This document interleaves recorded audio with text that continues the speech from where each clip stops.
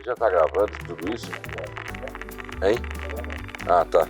E aqui o convidado escolhe o número do episódio. Cara, 77, vai? Alguma razão pelo 77? Não, foi o primeiro que veio a cabeça. Ah, então tá bom. Diz muita coisa? Porque tem gente no digital vendendo numerologia muito louca. Eu prometo mudar seu DNA. Do quântico milionário. Mas, cara, qualquer promessa cabe, né, velho? É que você fala pra caralho, né? Sim, a culpa é minha. Olá! E Essa aí, voz tudo bem? positiva dele, né? Ele é maravilhoso. Primeira vez que ele soltou essa, tomei um susto. Então vamos lá.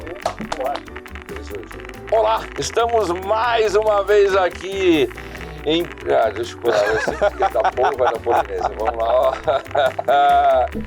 Vamos lá.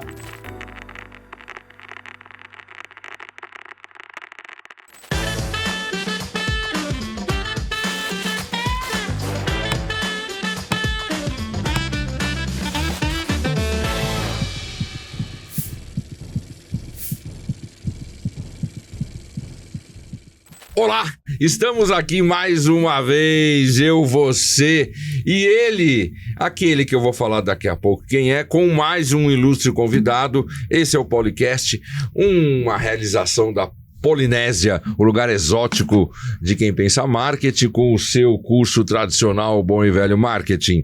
Sempre lembrando que esse podcast é patrocinado pela Purple, cujo CEO está aqui do meu lado esquerdo ou direito, eu não sei como é que vai sair isso lá na captação, certo? Bom, sempre lembrando também que estamos aqui nos estúdios, no complexo cinematográfico de Amaury Mauro, com o apoio também da pós-produção do Besouro Fazedor de Ideias, Besouro Fazedor de Ideias, lá do meu querido João Rella. E do meu lado, ele, eu até anoto as suas qualificações aqui, ele, o incomparável, o imparável, o irremediável Marcelo de Toledo Bernardes. Para o mundo, Marcelo Bernardes, para mim, para esse podcast, Toledo. Como você está? Você tá me transformando, né? Você sabe. Agora é só Toledo que eu ouço por aí agora. É mesmo? Claro, cara, você tem que... Isso é uma homenagem à sua mãe, né? O que o Toledo veio da mãe, né? Então é homenagem à sua mãe. Você ela vai ser muito grata a você. Eu tenho certeza Ela passou uma vida me questionando por que eu não uso dela. Eu falei, mãe, difícil explicar, cara. Só vai. E tudo bem, cara? Tudo ótimo. Terceiro da segunda? Terceiro, e é bom, né? É bom falar que a Anta aqui não falou, né? Estamos na segunda temporada. Segunda temporada. O terceiro ou se você quiser, o 77º. Ou, pra quem achou que a gente não ia longe, hein, pode? O nosso convidado escolheu aqui o 77, né? Segundo ele, existe uma mística em torno do 7, né? E ele já escolheu 2 sets ao mesmo tempo. Mas deixa ele contar, né? Deixa ele contar. Do meu lado aqui, do meu lado direito ou esquerdo, eu nunca sei. Estamos aqui, eu tenho a honra de receber, né? Ele é Henrico Trevisan, né, um ex-aluno lá da faculdade famosa da Vila Mariana. Cara, tem uma história com esse cara aqui.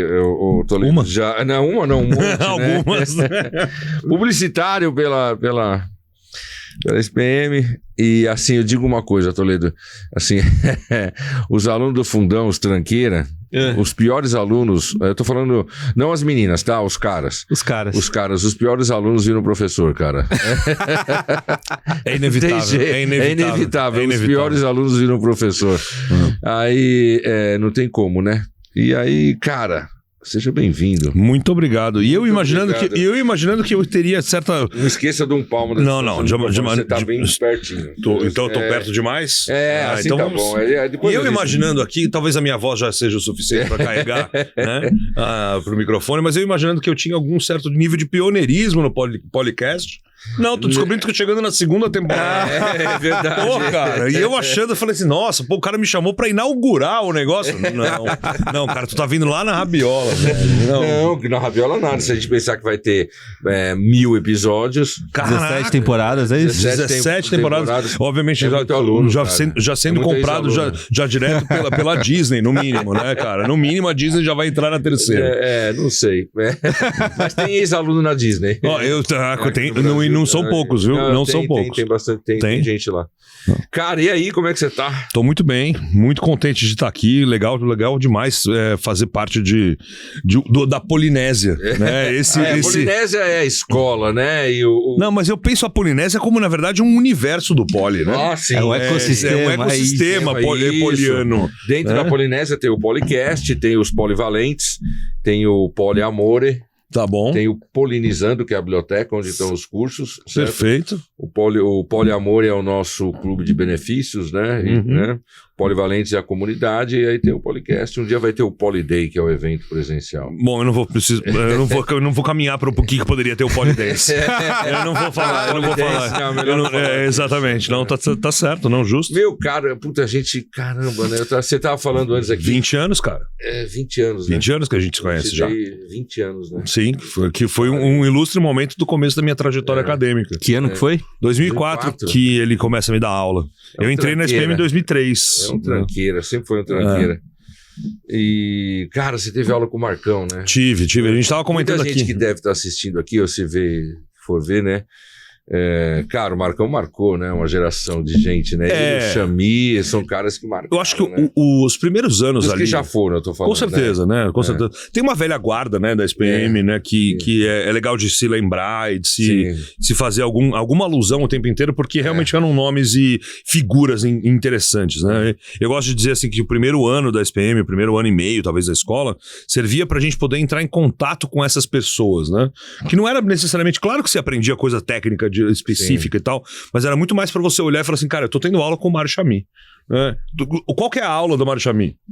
É o Chami, cara. É a história dele, é o que acontece com a vida dele. Sobre a inspiração, sobre a inspiração, sobre a visão do cara. Conhecer um pouco sobre isso. E de um jeito ou de outro, acho que tem uma coisa também que tinha uma diferença geracional naquela época.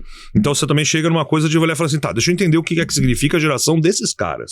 Né? Entrar em um pouco de contato com uma versão brasileira meio tupiniquim de Mad Men, assim, era isso, tá? São mesmo esses caras, né? E entender um pouco como é que esses caras operavam, assim, sempre fazia uma diferença muito grande, né? O Mário Chami chegou ele estava em Los Angeles dando um curso daquela coisa da poesia, né? da poesia concreta e tal, né? E ele deu aula pro Jim Morrison. Ele na verdade, contava a história de que ele era colega de cartas, né? Com o pen pal, assim, dele. Escrevia cartas pra ele, recebia cartas de volta do Jim Morrison e tal. Contava essas coisas na aula enquanto simulava ginásticas. Vamos fazer ginástica. Vamos fazer ginástica. E ele dizia isso, na verdade, pra acalmar os alunos, né? Pra tentar baixar um pouco, porque, obviamente, a distância entre ele e os caras de 18, 20 anos era muito grande. Era grande. É que eu acho que essas gerações mais novas nem vão saber quem é Jim Morrison, mas... Talvez... Não, cara, olha, às vezes me dá sensos de esperança, cara, nesse aspecto. Tiveram situações já em sala de aula em que uma turma inteira de 7º semestre de publicidade, eu falei, olha pessoal, quem sabe ano que vem tem show do Rolling Stones, e tinha uma sala inteira que não sabia quem era o Rolling Stones. Mentira. Cara. Tem uma pessoa nessa sala aqui, que tem uma pessoa aqui, a mais jovem delas aqui, que também não sabia quem era Rolling Stones, e eu tive que explicar e dar uma aula de quem era Rolling Stones. Eu gravei aqui o curso do Bom e Velho Marketing, versão 5.0, e uma hora eu falo dos Rolling Stones, e a nossa querida Luana, que ninguém tá vendo aqui, mas ela está ali em produção, pilotando, ela não conhecia Rolling Stones, cara. Como pode? Então, obviamente que agora a gente personalizou com ela ali, então fica mais delicado de falar, né? Mas uma brincadeira que um outro professor me colocou foi assim, né? Eu tentei humanizá-los, os meus alunos, dizendo isso. Falei assim, pô, tudo bem, não é da época deles, eles não são contemporâneos disso, vamos tentar relativizar e tal, não sei o quê. Esse outro professor olhou pra mim e falou assim, cara, você é contemporâneo do Beethoven? Eu falei, então não. Mas sabe quem é, né, cara? Eu falei, é verdade, bicho, é real, né? Então... Mas tá um papo de velho isso aqui, hein? Tá um pouquinho, né? Ele começou, na verdade, falando sobre... Mas são coisas eternas, né? Ele falou sobre aquilo falou que é sobre eterno. as figuras da SPM antigas, agora, né? Você falou de alunos, vamos começar. A história não precisa ser começada pelo começo, né? Você que manda. E quer dizer que, cara, como é que você virou professor, meu? Cara, isso é uma pergunta engraçada de pensar, né? Pelo ponto de vista de que eu lembro no começo de tudo que você me pediu, a apostila, eu te dei a minha apostila. A tua apostila de cases, cara, você lembra de fazer os cases dele? A tua apostila de cases funcionou pra mim por anos como material de prova, material de aula pros meus alunos de outras instituições, né, cara? E obviamente eu fui atualizando, porque os alunos começaram a falar, ô professor, tem coisa de empresa aqui de 2002 e tal, não sei o que. Eu falava, gente, mas não importa a data, importa o raciocínio, vamos lá, né? E tal, mas... o caso é velho, né? Mas tudo bem, né? Beethoven também é velho, todo mundo ouve até hoje. Exato. Então, assim, eu atualizei algumas coisas, pelo ponto de vista assim, de mudar e tal, algumas datas, algumas estruturas, mas a estrutura do material sempre me manteve em sala de aula, ali, usando com eles. Mas respondendo a tua pergunta, como é que eu virei professor? Né, cara, pra te ser bem honesto, isso foi a coisa mais não planejada da minha vida, né? Porque sendo filho de quem eu sou, né?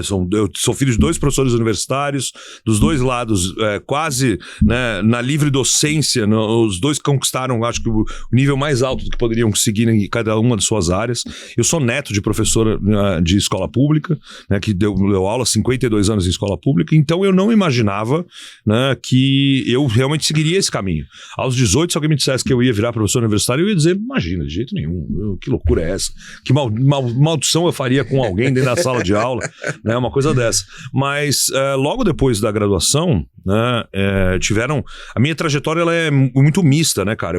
Eu fui trabalhando, tive oportunidade de trabalhar dentro de multinacional, depois fui trabalhar em agência, depois trabalhar e fazer consultoria. Você fez esse percurso aí, o percurso tradicional, você estagiou aonde? Cara, o começo da faculdade, olha, os primeiros estágio mesmo foi numa agência de marketing digital em 2004, pra você pensar o quanto arcaico isso é. Caramba. Né? Nossa, 2004? 2004, os caras me entrevistaram pelo Skype, que foi a primeira vez que eu usei o Skype na minha vida, eu nunca tinha usado alguma ferramenta como aquela, parecia um negócio muito futurista, né? E os caras estavam nos Estados Unidos, a pessoa que me abriu o escritório era a cunhada do cara que estava nos Estados Unidos, abriu a porta do escritório e falou, senta aí, conversa com os caras, só por voz, obviamente, não tinha essa coisa de vídeo, né? E os caras me pediram para fazer uma pesquisa do que significava a tecnologia de RSS no Google, né? A coisa de falar assim, olha, tá, então tem alguma lógica de você poder acumular dado para poder entregar conteúdo semelhante àquele que já foi pesquisado, né? E eu lembro de ter feito o primeiro levantamento sobre isso e mostrado isso como uma primeira habilidade de pesquisa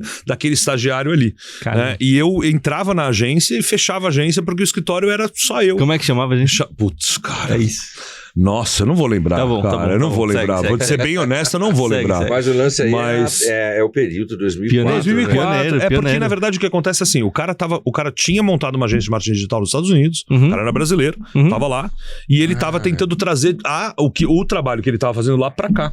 Então eu tava meio que no lugar do tipo, tá, vamos organizar as primeiras coisas do escritório. Meu trabalho não era marketing digital ali, era do tipo, tá, era como se fosse um office boy. Cara, beleza, precisa digitalizar, precisa comprar mesa, precisa pegar tal documento na receita, precisa fazer tal coisa. Então eu tava operacionalizado ali no primeiro momento, mas já era uma agência de marketing digital. Mas meu primeiro estágio de verdade, assim, mais organizado mesmo, já tava ali no período de Berrini, aquela coisa ali toda, e eu fui trabalhar na IDC, que é uma empresa de pesquisa e levantamento de dados de mercado de tecnologia. Então eu trabalhava com B2B prioritariamente, mainframes e armazenamento. Então era uma coisa assim de estudar o mercado de tecnologia, entender, fazer relatórios para vender para outras empresas de tecnologia. Então, a HP, a IBM, Microsoft tal, compravam os relatórios de inteligência da IDC. E na IDC eu fiquei até o último ano da faculdade. Aí eu fui trabalhar na BASF. Aí, para cumprir, na verdade, uma praga que uma professora de química minha da 8ª série, o primeiro colegial, ela pregou para mim, cara. Foi engraçado, porque eu falei para ela, pô, professora, você é publicitário, o que eu preciso estudar química orgânica? Né? Bem idiota, né? Bem criança. E aí... Quando os alunos falam isso, né? É uma merda quando o aluno fala isso, né? E aí você olha e você fala, cara, você vai ter que estudar, porque às vezes a coisa acontece e nunca sabe o que vai acontecer na vida. E ela disse para mim, um dia você ainda vai trabalhar numa indústria química e vai precisar estudar isso aqui. E eu falei, imagina, professor, né? E, cara, lá estava eu, anos e anos depois, sei lá, uns 8 anos depois, procurando as minhas apostilas de química orgânica para poder trocar ideia com a galera de produto dentro da BASF. Então, Na assim, vida, quando eu me querido, toquei, eu na falei, vida, cara... De novo, na vida existe aquilo que a gente planeja e Isso. aquilo que a gente acaba encontrando. E aquilo que a gente acontece, né? E aquilo que vai acontecendo. E essa foi uma praga. Mas na base era B2B também. Era B2B também. Era consultoria interna, na verdade. Era um trabalho de desenvolvimento de novos produtos para áreas que a BASF estava desenvolvendo. E aí depois eu fui descobrir que tinha um monte de job fantasma lá dentro, que era mais para testar a galera, entender como é que funcionava o programa de trainee e tal. Passou um monstro. Não, bem complicadinho, né? Empresa alemã. Quando eles falam passa um monstro, é exatamente essa coisa de montar um relatório todo que não existia, que era só pra poder ver se o cara conseguia fazer, tá ligado? Então, até você descobrir isso aí, você ficava se matando, aí depois você ficava se sentindo um idiota. Né? Então, mas é legal. É legal legal de ter que passar pela experiência por isso, né, cara? E aí, o que aconteceu foi que logo saindo da BASF, né, quando eu terminei a graduação, tava ali na entrega do PGE, o famoso.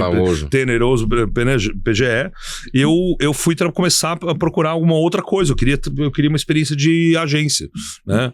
E aí eu já tinha sido mais aproximado dos meus professores na escola, né? Tanto por um motivo de vínculo pessoal mesmo, né? Por, obviamente, querer sofrer assim, com a proximidade com esse tipo de gente, tanto pelo fato de que uma parte considerável dos meus professores tinha sido aluno do meu pai na graduação, né? Então eu passei por isso, né? Essa coisa. Chega uma hora que eu cheguei a dar aula para filhos de amigos. Assim, eu lembro que eu dei aula para filha de uma menina que estudou comigo na 8ª série.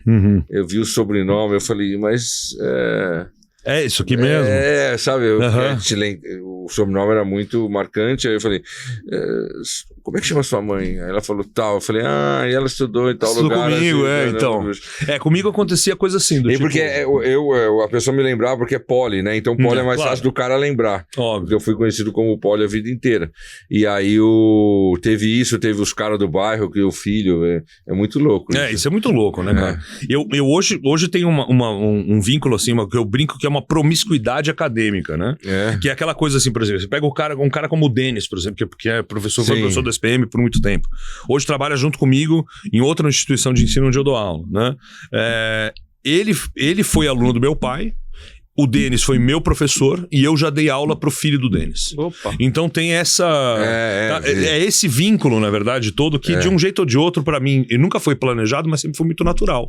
Dentro de casa, né, eu vivia dentro com os meus pais os bastidores das universidades, né, porque meus pais estavam sempre junto com outros professores de outros lugares, professores da FAP, professores da PUC, professores da USP, professores da SPM, né, então esse lugar do backstage, assim, dos professores era muito comum pra mim. Então, quando eu entrei na SPM, alguns professores eu sabia que realmente tinham sido, né, ou eram colegas do meu pai, ou tinham sido alunos dele, eu os tratava, claro, como os mestres e com certa reverência, né, obviamente, com alguma educação, né, mas com uma certa proximidade já, né, então, quando eu terminei a graduação e eu fui me aproximando de novo do Heraldo, do Matheus, que estavam ali cuidando, né, da agência da SPM, eu falei, eu tô querendo uma experiência em agência. E a primeira coisa que eles me falaram foi, bom, já que você não teve, porque você estava na Crachalândia, né, durante a graduação toda, né, então por que você não começa aqui dentro da agência da SPM, ajudando os alunos nos projetos? E eu falei, pô, legal, isso é uma ideia interessante, me chamaram para ficar ali junto com os alunos num lugar que era semi-educacional, que era uma produção, né? Mas era uma coisa de consultoria junto com os alunos. E aí isso meio que foi, acho que não foi uma coisa planejada, mas acho que foi já cultivando ali uma coisa de estar com os alunos num outro lugar. Fiz monitoria do PGE, né? Quando eu terminei o PGE, eu já fui ser monitor, né? Tá. Então, isso já estava... E aí a coisa começou, na verdade, muito sem querer, cara. Eu estava saindo de um trampo para outro, e aí a minha mãe me sugeriu, falou assim, se você quiser, eu consigo te arranjar uma aula numa faculdade que hoje já não existe mais, bem na fronteira do município de São Paulo com outro município, então a gente tá falando mais da periferia. E aí chegou para mim e falou assim, se quiser eu te arranjo uma aula lá de comunicação empresarial para o curso de administração de empresas. E eu tinha 22 para 23. E eu entrei na sala de aula, eu tinha 175 alunos na sala. Cara. Foi minha primeira experiência de sala de aula como professor com 175 alunos. Eu comecei por essa idade também, mas como professor de matemática. num supletivo. Você vê que é assim, cara.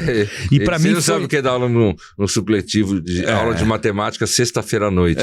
Cara. Bicho, quanto mais jogam a gente na fogueira, melhor né, cara? Porque a gente vai saindo de lá. As pessoas têm a impressão que você começou lá, né? Não, cara, eu passei por lugares... E é importante que se passe, né? Eu comecei na Unip, na verdade. Então, né? Eu comecei na falecida São Marcos. Né? São Marcos tinha uma unidade na Anchieta, né? E eu fui pra lá pra dar essa primeira aula. E eu lembro como se fosse ontem, foi muito engraçado. Cheguei na sala dos professores, perguntei pra secretária, falei, quantos alunos tem na sala? Só pra me organizar mais ou menos. Eu tinha montado um PowerPoint, assim, mínimo, porque eu sabia que na sala não tinha PPT. Então eu botei no computador virado pra mim mesmo, pra meio que só pra me guiar, como se fosse um teleprompter, assim, sabe? E eu tinha planejado falar 40 minutos, era a aula inaugural, era tipo, gente, beleza, é isso aqui o curso e tal, e soltar a galera. Cara, eu entrei na sala de aula, primeiro que eu fui confundido com um aluno, né? O que não acontece mais, infelizmente. Não acontece mais. E aí, eu lembro das mãos tremendo e tal, não sei o quê, vou botar o nome na lousa e tal. E aí, em 5 minutos que eu tava conversando com os alunos, eu olhei e falei, cara, quer saber? Vou trocar uma ideia com esses caras sobre o que eu gosto. Eu gosto de trocar ideia sobre comunicação, vamos conversar sobre publicidade. E aí foi muito natural. E aí, quando eu terminei a aula, e eu planejei falar 40 minutos, falei 3 horas. Né? Terminei a aula, tava todo suado, todo sujo, que eu tinha limpado a lousa na mão, passado na testa. Era a lousa de giz. Tipo, mano, o negócio né, assim, sabe, tudo um caos, né? Eu peguei lousa de giz, exato. Eu saía todo sujo, né? Todo sujo. Né? E eu lembro de ter saído da sala, né? Não, e ter terminado a aula, falou, bom, pessoal, é isso aí. Então, a semana que vem a gente se vê. E aí, aí, modéstia realmente à parte, foi uma coisa muito surpreendente. 175 pessoas levantaram e me aplaudiram de pé, cara. Mentira. Na minha primeira aula. Que demais. Então, foi um bagulho muito impactante logo de primeira, assim. E eu lembro de ter saído da sala de aula, passei a mão no telefone, liguei pra minha mãe. Falei, pô, esse negócio da aula é muito foda. Aí ela olhou pra mim e falou assim, bom, agora você se ferrou, porque esse bicho te mordeu, você não vai te largar nunca mais.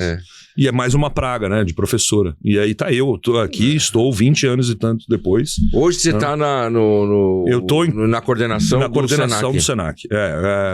Você virou coordenador. O pior de tudo é esse cara me chama pra dar aula lá no Senac. Óbvio. E aí fala assim, pô, o cara é meu chefe. Aí fudeu, né? Foi difícil de aceitar isso, sim, sinceramente, entendeu? Cara. Falando, o cara... A trajetória... Pô, né? O cara vai me cobrar Você tratou ele bem? Vai me cobrar prazo. Vou ligar pra ele e falar, pô, professor, por favor, preencha corretamente o plano de ensino. Decepção. Decepção, velho. Pô, queria muito um carimbo daquele. Aliás, eu menciono isso sempre pros meus alunos, né, que quando eu tive aula com um professor de marketing estratégico que me ensinou tudo sobre estratégia, que eu sei até hoje, né, eu falei assim, pô, esse cara tinha carimbos que ele colocava na prova, não, né? Eram uns carimbos, eram só decepção. Não, cara, eram carimbos, bicho. É que não, eu dava várias vezes. Exatamente, então, era coisa que você era o aluno que talvez... na nossa alma. Mas calma, eu quero contar essa coisa da decepção. Tinha lá, prolixo, decepção, te vejo no semestre que vem. Te vejo no semestre que vem. No primeira prova que eu fiz do Poli, eu tirei, sei lá, uma nota maravilhosa. Devia ter sido entre 1 e 1,5. A minha, mais ou menos. Né? E eu falei, porra, Poli, cadê minha decepção? Ele olhou pra mim e falou, não tem decepção nenhuma. Era exatamente o que eu esperava de você. Então, o Poli sempre foi esse ser carinhoso. Maravilhoso. Mas assim, é que você não via esse cara em sala de aula, né? Mas como eu era muito com 18 anos, 20 anos, é foda, né, cara? Com 2 pilhas, Duracell, entendeu? A cara nasceu com 2 pilhas Duracell. Cara de pau pra caralho, muito acelerado. Não, que não, que na verdade, sabe aquela coisa da identificação, Toledo? Você se vê no cara, né? Assim, que eu era igualzinho, sabe? Que você fala, puta que pariu. Os porcaria do fundo, né, cara? A gente conhece os tranqueiros do fundo. Eu sempre falei em sala de aula assim, que eu falava assim, né? Que na frente tinha as meninas, né? Geralmente, né?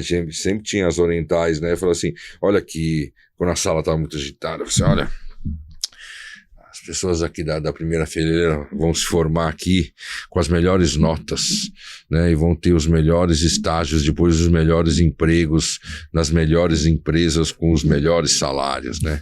Aí o pessoal da frente fica assim, né? Aí, assim, nas melhores empresas, né? Assim, eu falei assim, cujos donos são aquelas pessoas que estão bagunçando no fundão. Tristão. Mas, cara, isso é a maior verdade. Bicho. E é engraçado que assim... Não, tem um fundinho, né? Mas... Não os estereótipos, né? Mas Sim. a verdade, assim, do tipo... Às vezes, quando você menos espera que alguém que tá dentro da tua sala de aula, né? Na graduação, você olha pro cara e fala, pô, esse cara aí, que maluco que é esse cara? De repente, quando você vê alguns anos depois, você bate o olho no LinkedIn e fala, é esse maluco? Ah, entendi. Pô, que legal, cara. Que bom. Não, que assim, como professor, eu até acho legal. Você se descobre mesmo, né? Não é legal, né? Não tem. Assim, você sabe que você não vai ficar rico, milionário, nada disso. Saiba disso, né? Não, professor não. E aí. Mas o que eu admiro em você, assim, você topar ser coordenador, né? Porque, cara, eu fiquei quase 25 anos na Escola Famosa da Vila Mariana, e acho que a última coisa que eu queria ser era coordenador de professor, cara. Com certeza. O máximo que eu fui foi coordenador da prova de eixo. Mas assim, eu não queria, porque, cara, lidar com professor não é fácil. A questão, vou te falar por bem outro lado, honesto. sou professor e sei, entendeu? Assim, né? Vou te falar bem honesto, cara, lidar com os professores nem é tão complicado. A questão, na verdade, é sempre como qualquer conta do mercado, é a soma. Né? Você vai somando o fato de que você, como coordenador de curso, você está, de certa forma, um algodão entre cristais. Você lida com o público dos alunos, com os professores e com a diretoria. Você está no meio de um tiroteio. Você está no meio do tiroteio de todos. E num lugar em que sua identidade é reduzida para aquele cara que tem que fazer a coisa andar. Né? Então, ache um equilíbrio entre esses três públicos que são conflitantes. Por natureza, eles são conflitantes. Né? Então, eu acho que a coisa não foi uma escolha, como qualquer outra trajetória, até um pouco mais, pensando até, se a gente transformasse isso aqui numa sessão de psicanálise, eu poderia dizer que muitas dessas coisas na minha vida profissional não foram escolhas, foram circunstâncias. Não, claro. As coisas foram acontecendo. Mas né? qualquer vida profissional, eu acho que assim, e aí, você não tem esse planejamento. Não teve. Então, assim, o que foi acontecendo, né?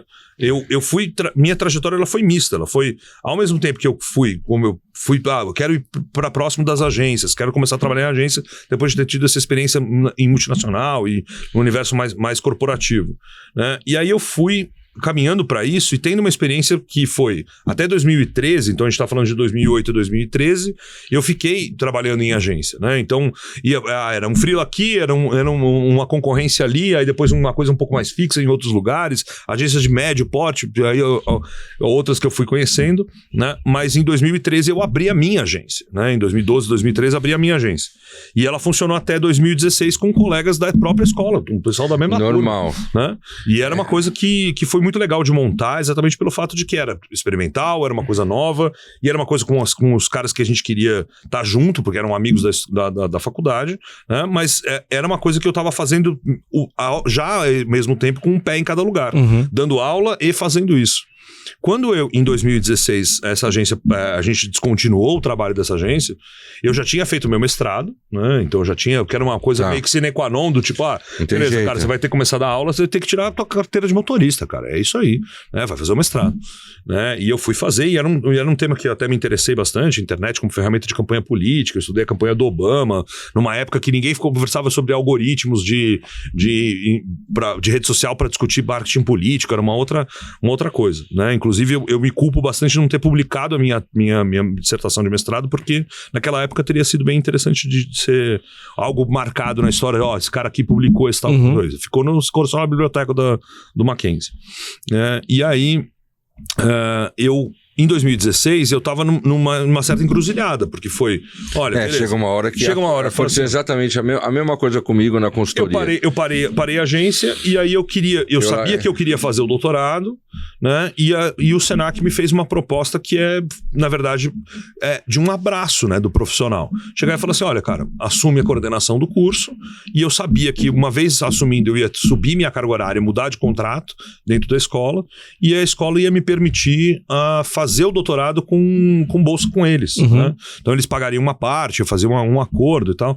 A gente sabe o quanto pesado é, não, o doutorado, uma coisa cara e tal, né? Então o que aconteceu foi que meio que foi uma circunstância. Que legal. Eu assumi coordenação, comecei o doutorado, e aí a gente tá falando de 2016 para cá, então final de 2015, então constando 9 anos. Tem uma ruptura Eu também passei por essa ruptura na consultoria, que aí a aula foi ficando interessante. A aula é muito legal, cara. Aí eu falei, não, agora eu vou me abnegar dos bens materiais e vou ser só professor, entendeu, né? Aí foi quando aconteceu. Agora, você também dá aula na FIA? Você tá na FIA ainda?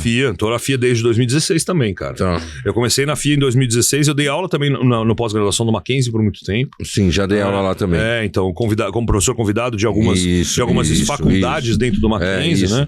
E esse vínculo estava mais próximo quando eu estava fazendo mestrado, doutorado lá, né? Mas também já fiz esse trabalho. Mas a FIA é um lugar que me acolheu em 2016 também, ainda muito jovem na carreira, né?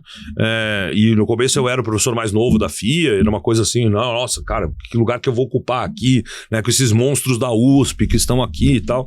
E eu fui muito, muito cauteloso no primeiro momento, mas hoje me sinto muito, muito acolhido nesse lugar. É um lugar que semestre após semestre eu vou para trabalhar com os alunos de pós-graduação em liderança, gestão de pessoas, marketing. Você falou isso daquela questão de ser novo, tá? Eu lembro que uma vez das primeiras turmas da Unip no pós-graduação, lá no prédio da Gazeta, lá na Paulista, eu entrei para dar aula e aquela primeira aula, né, das pessoas falarem de si, se apresentarem e tal. E a menina falou assim, como é que você vai dar aula aqui com 20 e poucos anos? Que experiência você tem para dar aula para nós aqui? No primeiro dia, assim... Na lata. Na lata. Aí eu falei, não, vamos fazer o seguinte, espera até o final do curso, espera até o final do semestre, né? Aí a gente volta a falar nisso. Né? Foi a única resposta que que deu ali, né? Foi uma não resposta. Fiquei mas falei com, né? Não, com propriedade. Com propriedade. É isso, né, cara? Aí foi, aí, né? E aí eu acho que existem coisas assim, no mundo acadêmico, né, cara? Existem diversas camadas do mundo acadêmico. Tem um mundo acadêmico que é aquele da publicação acadêmica, dos artigos, né? Que é muito mais próximo da metodologia científica, da qual você tem que também que virou competir. Uma indústria meio... competir pela lógica do volume, pela qualidade das publicações e tal, tem esse universo. Tem o universo da sala de aula, que é ali a coisa que eu chamo de professor auleiro, né? Que é o cara que, velho, bicho, eu dentro de um escopo aí de marketing e gestão, me dá aula e vou pegar uma aula de gestão de suprimentos. Puta, cara, difícil, não é muito a minha, mas me dá uma semana em um bom livro, eu consigo me virar, né?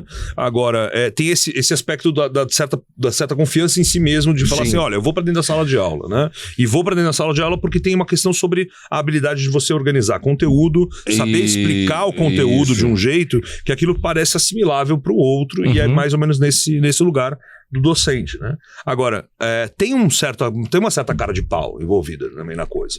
De você olhar e falar assim, cara, eu vou pegar um assunto do qual eu tô dominando, tô sendo apresentado e vou entendendo esse assunto e aí a coisa vai. E é sempre muito interessante. O primeiro semestre que você dá uma aula é muito diferente do segundo semestre que você dá aquela aula. Sim. No terceiro semestre que você deu aquela aula, você fala, agora eu entendi como é que funciona. Agora eu entendi. Já testei testei B. Eu sempre falei isso também cara, eu dava lá na faculdade famosa, era 7h20, 9h20, 11h10 até, né? Cara, tua carga horária. E aí eu dava aula assim, eu cheguei a ter mais que aí fica 6 horas por dia, né? Mas cheguei a bater 30 horas. A tua carga horária de eu lembro que eu tive um semestre uma vez que eu dava aula de manhã, à tarde para uma turma de DP e à noite. Era uma loucura. Sim. Mas assim... é muito doido, né? Assim, aquela coisa... tem umas coisas, né, que eu acho legal...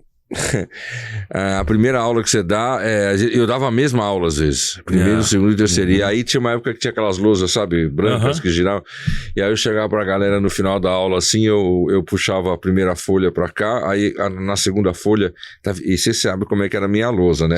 Era um caótico, caótico e tal, e aí virava pra terceira, e aí tava igualzinho. Tava igual. Né? Então assim, agora demora um tempo pra você deixar tudo isso azeitado na sua cabeça. E aí as pessoas falam assim, mas não é um saco toda vez você entrar, né? Todo semestre você vai falar da mesma coisa, da mesma coisa. Cara, aí eu lembro do filme lá do Sidney Poitier, né? Que, né? Cara, o mestre... Não é, porque e é muito louco, assim. É incrível, olha, a psicologia poderia, talvez... É incrível, porque assim, cara... O teu pique é diferente na primeira, na segunda e na terceira, e teu pique também de novo, é um conjunto de variáveis, né? O lance do perfil da sala, porque assim, são pessoas, vocês estudaram lá, que tem, o mesmo, da mesma geração, que, né, tem, a mesma idade, a mesma cultura, que vieram os mesmos, o grande recorte, ele não é tão homogêneo quanto a gente pensa, mas é assim, né, cara, aí você faz agora quando junta, cada sala é uma pessoa diferente, cara. É isso aí. Como pode? Isso é muito louco. Porque você faz a piada no terceiro A, todo mundo ri. No terceiro C, ninguém ri. Isso, e aí no D a galera não entende. Isso acontece, assim, cara. É muito louco. Isso é uma coisa muito louca quando você é professor. Eu dava aula, às vezes, já cheguei a dar aula em comunicação, no A, B, C, D. Eu lembro. Cara, são salas que tem sala, eu não vou falar assim, não, eu sempre fui muito, vai ser assim, tem um lado humano também, assim, pessoal, né? Assim, tem sala aqui que meu, é um match maravilhoso. Você fala, meu, eu adoro esses caras. Não vejo a hora de dar. Aí tem sala que você fala, puta que pariu, tem que dar aula pra esses caras. Entendeu? Você falou no começo ali, né, dizendo assim, eu virei professor e aí decidi abrir mão dos bens materiais. Me negar dos bens materiais. E não, eu sei que não serei milionário. Isso, de fato. Talvez categoricamente, pelo ponto de vista assim, financeiro, não será. Mas, cara, eu não conheço outra profissão mais gratificante do que essa. É uma profissão... ela é muito dúbia. Muito complicada. Principalmente quando você assume lá o lugar da gestão escolar. Sim. A gestão escolar realmente é muito puxada, exatamente pelo fato de que ela é um trabalho meio torturante psicologicamente, porque ele é exatamente igual de 6 em 6 meses. O ciclo é diferente. O ciclo é exatamente o mesmo, e aí você vai repetindo os mesmos problemas que acontecem no primeiro mês, que acontecem, são totalmente diferentes do que acontece no quarto mês.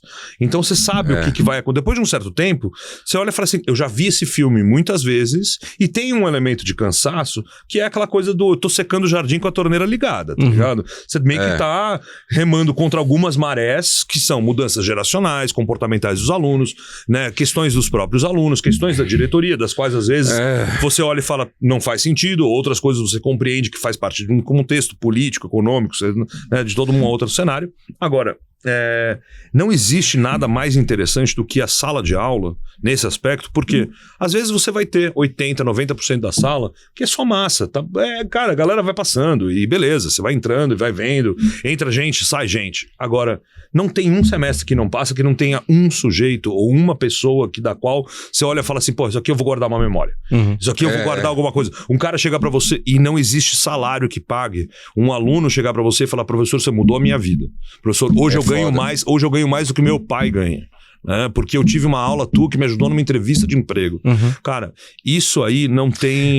Eu brigo com os meus... com a minha equipe, às vezes, né, do digital. Gente mais próxima que me ajuda, né, na questão digital. Porque eu recebo sempre recebi várias declarações dessa. Cara, você não vai fazer um post disso? Eu falo, não. Ele fala, por quê? Porque eu sou professor. Exato. O professor não faz publicidade dessas coisas.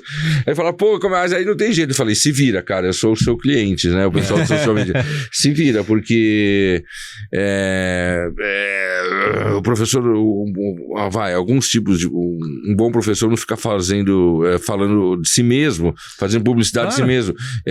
Um bom professor deixa que o mundo fale sobre ele, não ele. Que é diferente no mundo dos gurus digitais, que... Claro. Mas isso não vou nem falar do guru. São diferenças. E assim, porque mesmo. Quem é professor de verdade... Cara, eu não vou fazer um post de um direct que um aluno mandou pra mim, falando, pô, Paulo, é do caralho, né? Eu acho isso tão... sabe, expor uma intimidade? Me incomoda isso. E talvez eu esteja errado, mas assim, sabe? Me incomoda, cara. Tem assim, cara, eu acho que a gente vem assistindo mudanças comportamentais por causa das mudanças do universo midiático, do universo... Pensa o que era a nossa vida do pré-digital pro digital, e não só qualquer digital, né? Os digitais mais recentes, desse universo de muita interação no ambiente social, do fato de que a gente se transformou transformou a presença digital em emprego, transformou a presença digital em um jeito de se transformar numa personalidade da qual as pessoas já não têm mais limites, né? O cara que encontra na padaria, ele pode ser, saca o telefone e dali se traz um conteúdo. Não, a gente tá falando a gente tava falando aqui semana passada, hoje eu recebi também uma ex-aluna querida, que vai vir aqui, a Dani Cadena. Ela fez um texto no LinkedIn sobre a menina do avião lá, né? Que a Magazine Luiza parece que já capitalizou em cima, né? E aí eu vou ter que escrever sobre isso também. Claro. Mas é muito louco, né? Como é que tá esse mundo, né, cara? A gente tava falando disso, então, né? essas fronteiras, né? Assim, eu achei primeiro o ato de extrema violência, assim, você filmar alguém cara, você não pode chegar e filmar alguém sem o consentimento dessa pessoa. Sim. Né? Aí os caras vão vir com o papinho da liberdade de expressão. Não, cara, é um conceito que precisa ser revisto Sem pelo dúvida, mundo, né? Eu acho que tem... Agora, como é que... É um ato de violência, Toledo? Eu filmar você sem a sua Cara, eu acho invasivo demais. É invasivo, é um ato de violência. Não, entendeu? Um ato de violência, sim, né? Sim. Aí eu falo, cara, e aí, ó que doido, aí isso viralizou, né? Aí tem um monte de... Aí vem os palpiteiros, os comentaristas de plantão, né? Com viés de marketing, de astrologia, de... Seja o que for. Seja o que for, pra tentar hypar junto. Claro, né? porque... Pra tentar hypar. Óbvio. É sempre assim, tentar hypar junto. E aí vem uma empresa como a Magazine Luiza tentando... Cara, mas eu falo, pô, é pra tanto, sabe? Aí eu questiono, não questiono, a menina não, ela tá na dela, né? Mas assim, na verdade é interessante. Uma marca, por que uma marca faria isso? Essa busca pelo hype, né? Sabe, constante, eu acho isso um caminho tão tortuoso. Ela vai vender mais algum produto, a Magazine Luiza, sequer por conta disso? Acho que faz mais pro relatório de mídia, né? Dizer, olha o tanto de impressão que a gente teve esse mês. Mas me assusta o que as pessoas querem consumir, né? Porque assim, ela bateu 2 milhões de seguidores, então não é só sobre ela, é sobre também os 2 milhões de pessoas que viram alguma coisa ali a ponto de querer seguir. E, cara, não tem um conteúdo. De querer se aproximar dela, né? Por uma coisa meio que de endosso, né? Total. De olhar e falar assim, Então, olha, eu teria mais ou menos a postura que você teve no avião. Mas então... eu acho que isso aí como é que eu vou dizer? É volátil. É volátil. 2 milhões é uma reação imediata daqui a 3 meses. 3 meses, cara, eu acho que não dura. Não, assim, não, ela vai continuar com a quantidade, não, ela vai continuar com a quantidade de seguidores. Sim. Isso não quer dizer que as pessoas vão interagir com ela ou ver tudo que ela vai postar que o ciclo e que vão conversar com ela. Né? Não, 2 milhões eu acho que é um ato de solidariedade. Seguir alguém hoje virou um ato. Você segue tanta gente, sabe? Você, vou seguir essa menina. Uma demonstração de alguma coisa. Mas assim, em termos efetivos, quantidade de seguidores é uma métrica de vaidade. É uma métrica de vaidade. Aliás, esse termo é um termo muito legal de discutir, né? Porque a ideia de vaidade, ele na verdade conecta com esse senso de eu no espelho, né? Eu no espelho olhando pra mim mesmo falando assim, olha quantos seguidores eu tenho, olha quantas visualizações. Então, o que isso significa de fato, né? Acho que tem claro, são muitas respostas pra isso, mas a gente tava falando sobre essa coisa do efêmero, né? Cara, um tempo atrás, um outro podcast que eu gravei lá pelo Senac e tal, sobre marketing de influenciadores, me perguntaram, e crises reputacionais? Que cuidado que você tem que ter, que tal? Eu falei, não, sem dúvida tem que ter um cuidado. Mas também tem que lembrar, cara, que assim, teve uma crise reputacional hoje, amanhã tem uma notícia mais fantástica, mais... Dura pouco, é volátil. Eu já escrevi sobre isso. O ciclo de uma crise, ele tá cada vez mais curto, porque você tem, no dia seguinte, alguma nova notícia que tá buscando a atenção das pessoas. Né? Quando teve aqui o dela, da vez passada, que o dela é da comunicação do Nubank, né? E aí a gente até pincelou, né? Que olha, né? A presidenta deu um fora lá, quando ela dá o fora no Roda Viva lá, né? Que ela se expressou mal, vamos dizer assim. Aí eu sei que ela foi conversar com um grande guru, né? Do digital, não sei o quê. Sei porque tem fontes, né?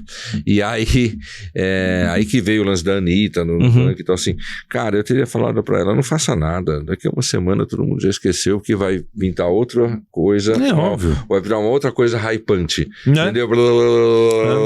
É que nem lá sabe o BK com o Kid Bengala? Uhum. Ele durou quanto? Semana que vem já vem outro e já vai. Exatamente. E virou isso, cara. Virou uma coisa muito doida, né? E não arranha mais nada. Eu não sei como é que vocês lidam lá na... Mas acho que arranha muito pouco. Na Purple. Eu não sei como é que vocês lidam na Purple com isso, porque eu chamo dessa coisa da neurose, essa neurose pelo que tá hypando, no digital ficou muito louco, né? É claro que isso não é o único caminho, né, Toledo? Eu acho que tem gente que opta por isso, mas você pode construir awareness e ter coisas diferentes, fazendo de um jeito diferente. Eu acho que um ponto importante de saber o que está acontecendo, que é, se você consegue, com relevância, pegar carona, você consegue furar uma necessidade de investimento constante em mídia, porque você consegue... Mas você precisa ter relevância, porque senão você fica vazio, né? Então é isso, do mesmo jeito que você aparece, você some. Então, se você não tá no contexto certo, é isso. Você não tá no contexto certo, não funciona. Ela tem 2 milhões hoje, mas ela vai sumir. E ela não conhece nenhum desses 2 milhões que ela ganhou. É isso que ele falou, né? Tipo, você não tem um ponto de contato. Ele vai falar assim, tá, qual é meu ponto de contato com esses 2 milhões? É o fato de que essas pessoas entraram aqui porque, de algum jeito ou de outro, querem endossar o comportamento que eu tive dentro do avião. Isso. Mas ela... Tá, e além disso... E pra ver o quê, né? Pra ver o quê, além disso? Quais são os territórios de conteúdo que você vai poder trabalhar com o público depois disso? Então, se você só tem aquele único vínculo. Eu acho que tem uma coisa sobre essa coisa da busca do hype e tal, que eu acho muito interessante, que eu venho lendo um pouco mais sobre isso. A gente acho que todos nós que estamos imersos no universo digital tem que olhar pra essa coisa, que é olhar a economia da atenção como um conceito, né? Olhar pra trás, lá no Simon Herbert, e falar, mano, o que esse cara tava dizendo sobre a economia da atenção, né? E como que a atenção nos consome de algum jeito, e como a gente consome a informação e tal. Então, como você tem, literalmente, né, uma ideia de, como o motorista acabou de falar, né? Você olha, se eu surfo no hype de alguma coisa, eu diminuo a necessidade de investimento em mídia. Eu não preciso gastar para poder garantir que eu tenho exposição, porque agora a atenção das pessoas já está virada para isso. Ou seja, a atenção ela é igual a investimento emocional, ela é uma moeda de troca, né? Então a gente precisa entender se dentro desse universo digital é a coisa da atenção. Mas é uma coisa momentânea, né? Ela não é uma coisa que se constrói no médio e longo prazo. Pelo conceito, ela é efêmera, né? Por isso que eu falo que isso é um braço dentro de uma visão estratégica, isso é um braço, é um lado, mas assim, isso não é construtivo ao longo do tempo. Você tá entendendo que parece que é um cara que você tá viciado numa coisa, você precisa estar sempre hypando, sim, e você esquece às vezes de construir algo. Eu concordo. Mas sabia que assim, não precisa ir pro 80 do hypado, mas, né, sobre essa ótica da economia da atenção, é mais do que uma oportunidade hoje em dia, é uma necessidade. Quando eu entendo que eu posso encontrar o cara certo na mídia e entregar uma mensagem que atenda o que ele tá buscando e ser ignorado. Claro. Porque pela quantidade de coisas que ele tá recebendo o tempo inteiro, ou eu rompo com essa inércia que ele tem de não me entregar atenção, e como é que eu vou romper? Com elementos estratégicos criativos que vão chamar atenção. Óbvio. E vão conseguir permitir que a gente converse. Não adianta mais só comprar mídia e entregar mensagem, meia mensagem, né? Não adianta mais, porque isso não basta. Né? Você vai esquecer 10 segundos depois. Do mesmo jeito que enche e esvazia um Instagram, você também, sua atenção vai embora.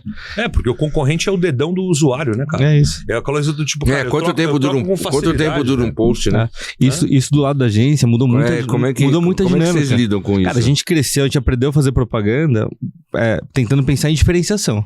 Sim, né? Eu atendendo Samsung, eu olhava pra LG, pra todas as concorrentes, e isso me bastava pra encontrar minha mensagem. Cara, esse não é mais o setting competitivo, né? O da atenção é o competitivo, né? Então, o que tá consumindo a atenção do meu target, entendi. Que pode ser LG, mas pode ser qualquer outra coisa. Então, você tem que expandir muito mais, né? A análise que você tá fazendo pra chegar no ponto. Cara, as agências estão dando pirueta aqui pra se readaptar, porque o processo de sempre, Ou seja, a concorrência por substituição, ela passou a ser maior que a concorrência efetiva dentro do grupo estratégico, dentro do grupo estratégico de competição, né? Outro critério. O fator crítico de sucesso. Mas isso é uma coisa, mas uma coisa interessante, eu vi num debate uma vez também, alguém lá, um dos corredores, né, da SPM, que acho que aí fala muito isso, o Toledo, assim, o problema é que muitas vezes os caras de marketing, aí eu me incluo nisso também, né, de comunicação, sempre pensaram o consumidor final como um consumidor final, não como uma pessoa. Sim. Que ele não é só um consumidor final, porque se você encarar aquela pessoa somente como um consumidor final, você vai levar em conta só os momentos que ele está comprando alguma coisa, né? Assim, o sujeito é uma pessoa, ele tem momentos ao longo do dia, né? Ele não é só um consumidor final. Mais do que um consumidor final, ele é uma pessoa. Ele dorme, ele vai, né? É que eu falo para os alunos, né? O professor também faz xixi, né? Claro. A gente, né, dança, não é um robô que sai do armário. Mas assim... Só de falar que a gente dança, eu imediatamente imaginei você lembrando exatamente da estratégia de turnaround. Você lembra disso? Cara, como é que as pessoas não esquecem disso? Outro dia eu recebi uma mensagem no Instagram da menina falando: Poli, não teve como não lembrar de você, né? E aí acho que era um post de um gatinho, turnaround. Exato. Aí fala: como é que as pessoas não lembram? Do que tem que lembrar, não lembra dessas coisas. Não, peraí, cara, peraí. Eu lembro exatamente do que significava. Eu sei. Da estratégia em si. Só que, cara, não tinha como não conectar você, Priscila, rainha do deserto. Não era. Bonnie Tyler. Mas na minha cabeça você já estava inteiro de paetês, as luzes já tinham baixado, em cima do tinha ônibus, descido né? um globo. Em cima do ônibus, né? Isso, caravana Holiday. Mas eu vejo isso, sabe, assim, que eu acho que esse é muito isso que você falou, Toledo. As pessoas não são só consumidores finais, né? Elas são, as pessoas são muito mais do que isso. Agora, daria muito pano pra manga ficar falando dessas coisas, eu que é o muito, que a gente tem que entender, que o digital ainda, ele é adolescente, né? Tem muita coisa pra mudar, muita coisa pra, né? Tem muita coisa pra acontecer. E a gente vai aprender com ele, né? São muitos caminhos dentro do digital, né? São muitos caminhos possíveis dentro do digital. E a gente vai aprendendo com ele, porque claro. de fato muita coisa se você pensar, se você falar assim, eu falo disso constantemente para os meus alunos em aula de marketing digital. Gente, quando eu comecei a trabalhar com isso, as regras desse universo eram totalmente diferentes do que acontecem hoje. Se eu pegar as minhas próprias aulas de marketing digital de 2017, 2018, 2019... Não, são outras aulas. Não é que elas são pré-históricas, elas são cenozoicas nesse aspecto. Você vai olhar e falar assim, cara, mas olha o quanto de período de tempo passou, né? Claro que, pelo ponto de vista de estratégia de marketing digital, continua tudo mais ou menos o mesmo, né? De você pensar presença, funil, organização, tal, ok, né? Mas os métodos, os temas, os meios de fazerem as coisas mudam tão rapidamente, né? Que a gente vai tendo que aprender com eles. De um jeito ou de outro, é quase como se aquilo mesmo que a gente viu, né? A Primavera Árabe, né? Usando a rede social para poder pensar um novo jeito de promessa de democracia naquele contexto, e aí você vê como que o universo das redes sociais se deturpou o debate político. E é só você ver a evolução. Eu não quero entrar nesse assunto. Não vamos entrar nesse assunto. É o ponto de você olhar o quanto metamórfico é a coisa. É muito louco, né? Porque... você vê, todo mundo fala da Primavera Árabe, mas ninguém fala do pós-Primavera Árabe e como é que tudo ficou, né? Como está hoje. Hoje. A Tunísia é o único país que manteve democracia, o resto tudo voltou para trás. Então. Exato. Nossa, não vamos nem... Agora, o que eu queria abordar com você aqui é o seguinte, cara, ou seja, você... Teve a agência lá, né? Tive a agência, que ela chamava Heads Up no primeiro momento, que era uma agência de preste atenção. Era uma coisa meio dessa do tipo, fica atento, né? E a gente começou fazendo serviços digitais. A gente começou, os primeiros trabalhos realmente eram coisas de construção de presença digital de pequenas empresas, e aí a gente foi percebendo que existia todo um trabalho a ser feito, que era bastante lucrativo naquela época, que era um trabalho a ser feito meio que como se fosse intermediário de agências, né? Pegando profissionais. Pegando profissionais que sabiam fazer desenvolvimento, que sabiam alguma coisa sobre, né, alguma produção digital, né, e fazer trabalhos para prestar para outras agências. Então a gente prestou muito serviço para agências que eram bem maiores do que nós, né, quando essas agências não tinham espaço para poder terceirizar com facilidade, né, o seu serviço de desenvolvimento. Então a gente fez basicamente muito trabalho de gestão de projeto. Então eu chegava na agência e entendia qual era o job que ia ser feito para Melissa, Smirnoff, sei lá o que fosse, e falava assim, bom, beleza, eu tenho equipe de desenvolvedores aqui que consegue desenvolver, né, a landing page disso aqui, o hot site daquilo lá e tal, não sei o que, como ia... E as coisas realmente eram diferentes, né? A gente tá falando de 2012 a 2014, 2016.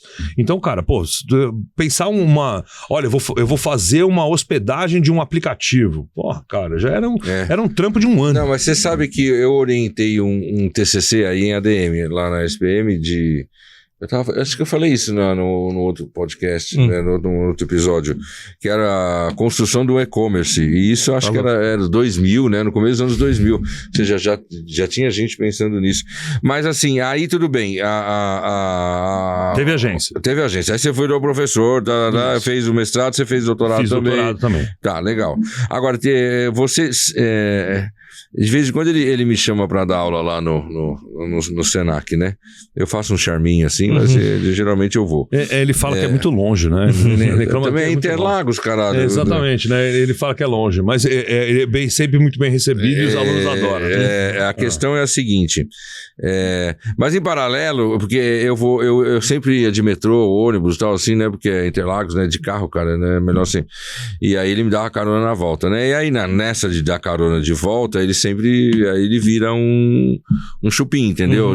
De conhecimento. Porque aí ele começou a falar, olha, eu estou com uma ideia, não sei o que lá, do universo, porque eu gosto do poker também, né? Do universo do poker. Aí foi. E aí eu percebi que tinha um certo, sabe, aquela consultoria uma segunda estratégica, intenção. De graça e tal. Né? Sem dúvida, sem dúvida. Eu ia falar assim, deixa eu falo assim, esses tranqueiros, tem uns tranqueiros que você fala assim, né? Eu falei, né, no começo, assim, a gente tava falando antes de começar. Tem uns tranqueiros que você só vai encontrar. Eu jamais acho que encontraria esse cara na missa. Mas encontrei com ele na Receita Federal, entendeu, cara? E não tinha nada a ver com poker, né? Não tinha nada a ver com poker. Não, muito pelo contrário. Eu fui lá para resolver não sei o que e ele foi lá para resolver não sei o que. A gente se encontrou na fila, sentado um do lado do outro. Eu falei, cara, não é possível, olha o cara aqui, velho. Não, e aí... Mas aí o lance... Aí agora eu quero que você conte aqui pra galera também o lance do poker. Andou o projeto? Andou, porque a gente falou disso tanto, né, cara? Deixa eu tentar explicar. Para isso precisa fazer alguns prelúdios. Não, mas seja didático. Eu não vou voltar no começo da minha trajetória com o poker, porque senão eu começaria a voltar a falar de novo, de 2003, 2004, quando a coisa começou a me interessar sobre esse jogo. Né? Mas eu jogo poker recreativamente há 20 anos, considerando agora, né? Me aproximei de muitas pessoas do universo do poker no Brasil. Que virou uma indústria. O poker virou uma indústria antes e entrou pro digital muito antes muito grande. Das bets. Muito antes das bets. Muito antes das bets. O que acontece, né? É muito fácil a gente fazer essa associação, né? Do tipo, o poker e as bets. Não. São coisas totalmente diferentes. São universos diferentes, mas ao mesmo tempo... Mas eu acho que o poker foi inspiração para as bets. De um jeito ou de outro, com certeza. Sim. Porque aí eu posso dizer que todos os esportes, eles sempre foram, né? O universo todo de esportes eletrônicos, sejam eles jogos que são puramente lúdicos, ou jogos que têm realmente uma troca monetária envolvida, né? De fato, eles são precursores para esse caminho todo. E tem o fato também de que esse mercado de apostas esportivas é muito lucrativo e naturalmente seria algo de olho para um monte de gente. Mas a coisa mais importante na trajetória do poker, né? Até 2011, o poker tinha um problema legal no Brasil pelo ponto de vista de regulação, né? De entender onde é que esse jogo se encaixa. Porque por muito tempo você provavelmente já deve ter escutado alguém te contar uma história de que um avô perdeu uma fazenda no jogo. Então você tem sempre aquele estereótipo, né? Do jogo como algo perigoso, do jogo como algo que vai levar a pessoa pro campo do vício. Porque o poker, teoricamente, não é um jogo de azar, né? Não é teoricamente. Ele é exatamente um jogo de estratégia. A última coisa que tem perto dele é jogo de azar. É jogo de azar. Não é diferente de uma aposta, de uma bet. Exatamente. É diferente. Completamente diferente, né? O jogo do poker, ele tá enquadrado, e aí depois eu conto mais as questões mais recentes, ele tá enquadrado oficialmente dentro do mesmo lugar que o xadrez e o gamão estão. São esportes mentais.